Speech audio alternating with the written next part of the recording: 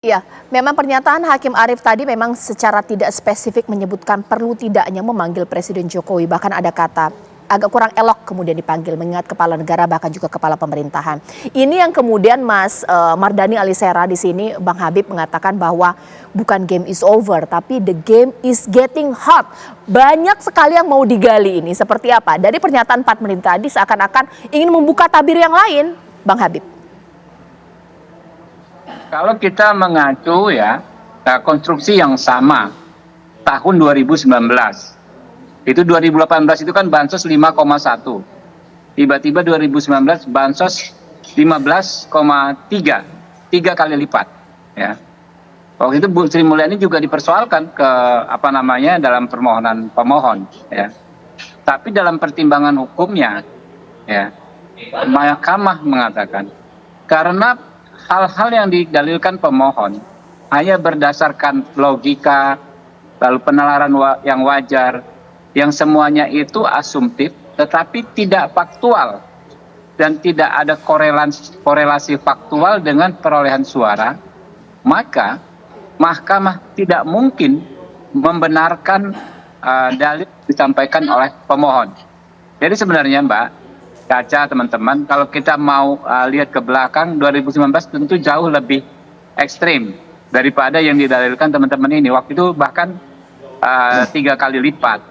Nah itu pun oleh majelis dinilai ya bahwa tidak faktual, artinya tidak ada korelasi secara langsung dengan perolehan suara.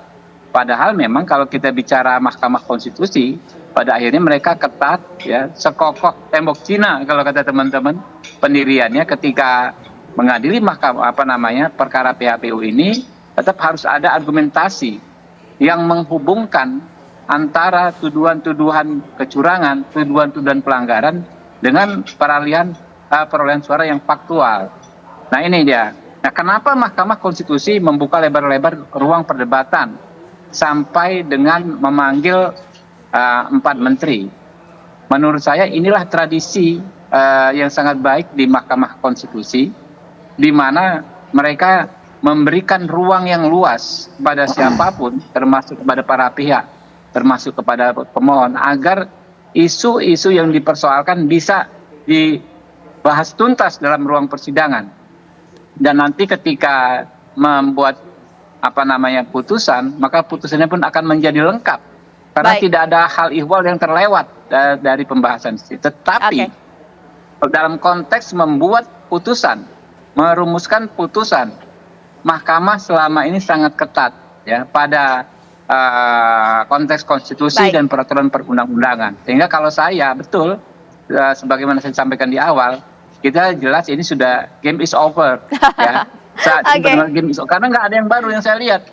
Saya alami banget, justru ini nggak ada apa-apanya dibanding 2019. Yang 2019 saja kita nggak berhasil, apalagi yang saat ini. Jadi kalau kita mengkomparasi, Mbak Caca, persoalan hukum itu kan harus apple to apple. Harus pilpres dengan pilpres, harus undang-undang yang sama, Undang-Undang 7 tahun 2017 dengan Undang-Undang 7 tahun 2017. Hal ihwal bansos dengan bansos. Jadi jangan dibandingkan misalnya dengan pilkada yang disebut-sebut. Ada persoalan umur yang tidak memenuhi, yang di Papua itu nggak ada kaitan. Gitu. Oke, kalau Bang Andreas seperti apa? Setuju kata Bang Habib bahwa game is over ini atau masih game on lah, seperti apa? Ya, saya lihat tadi apa yang disampaikan oleh Pak Arief di awal itu merupakan membuka ruang bahwa dan menunjukkan kepada kita bahwa Mahkamah Konstitusi ini ingin melihat secara keseluruhan dan juga menyampaikan dalil-dalil dan mempertanyakan dalil-dalil yang disampaikan oleh baik paslon 1 maupun paslon 3 gitu. Jadi merepresentasikan itu gitu. Dan juga beliau juga menyampaikan bahwa seharusnya ini ada presiden juga menyampaikan, tapi kurang elok gitu kalau mengundang presiden memanggil presiden sebagai kepala negara gitu. Tapi saya membayangkan bahwa ini akan menjadi lebih jelas ya, dan mungkin akan baik juga buat proses menjelaskan proses ini ya karena presiden itu juga kepala eksekutif gitu. Saya membayangkan yang menyampaikan penjelasan ini presiden dan di belakangnya para menteri gitu, menteri-menteri yang terkait dengan ya peristiwa yang ada yang berkaitan dengan pemilu ini gitu.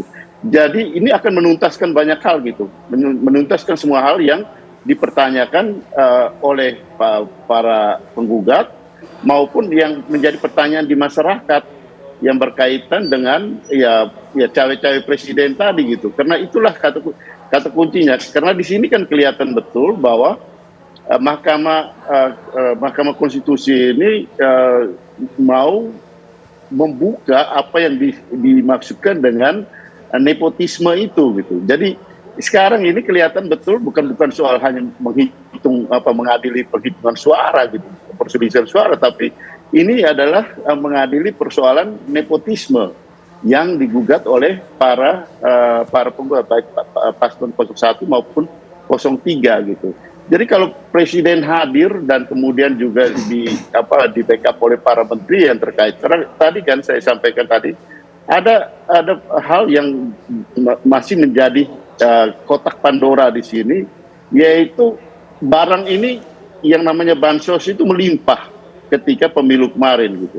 Tapi kan tadi penjelasan dari para menteri itu menunjukkan bahwa mereka menjalankan tupoksinya masing-masing. Bahkan Ibu Risma menyampaikan bahwa di Kementerian Sosial itu ya disampaikan dalam bentuk bukan barang natural gitu, tapi barang itu ada. Dan di situ kan sebenarnya terbuka sedikit bahwa ya ada lembaga lain, ya institusi lain, yaitu Badan Pangan Nasional gitu. Dan di situ kan sebenarnya ada wilayah-wilayah juga berkaitan, masih ada hal yang menurut saya juga belum kuat betul gitu, yang berkaitan dengan automatic adjustment. Nah, automatic adjustment ini kan saya tahu juga bahwa ya ini karena berkaitan dengan KL-KL yang lain, termasuk KL-KL kami di komisi 10 gitu, yang juga kami pertanyakan automatic adjustment ini nanti digunakan untuk apa gitu. Tadi Pak Ibu Menteri menjelaskan bahwa ini memang posisi sudah berjalan beberapa periode, beberapa tahun terakhir ini gitu. Nah, tetapi kan masih ada pertanyaan-pertanyaan nanti kemudian untuk apa penggunaan ini gitu. Kalau tidak dikembalikan kepada Kementerian KL yang terkait gitu. Jadi memang masih ada hal-hal yang belum terbuka betul, tapi saya yakin bahwa para hakim konstitusi ini jeli, mereka sangat jeli melihat celah-celah, melihat persoalan-persoalan yang ada di sekitar pertanyaan-pertanyaan tadi. Mohon maaf Bang Andreas, saya potong dulu. Saya pun akan menggarisbawahi apa yang dikatakan oleh Bang Andreas. Jadi sebenarnya gugatan hasil Pilpres ini sebenarnya apakah benar bahwa tujuannya itu bukan hasil Pilpres, tapi ada sesuatu lebih besar mengungkap unsur nepotisme. Lantas buat apa sih pemirsa? Sesaat lagi di Apa Kabar Indonesia Malam.